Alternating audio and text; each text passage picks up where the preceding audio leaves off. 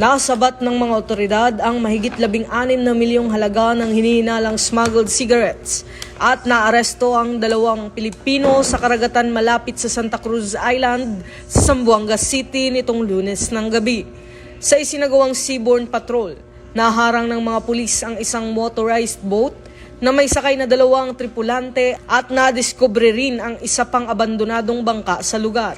Na-recover mula sa mga ito ang kabuuang 280 master cases ng illegal na sigarilyo na tinatayang nagkakahalaga ng 16 milyon pesos. Isinuko ang mga kontrabando at bangka sa Bureau of Customs sa Port of Zamboanga habang dinala naman sa himpilan ng pulisya ang 2 sospek para sa kaukulang proseso.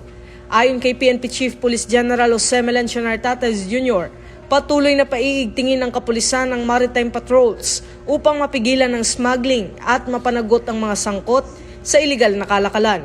Ito ang bagong PNP para sa bagong Pilipinas. Serbisyong mabilis, tapat at nararamdaman.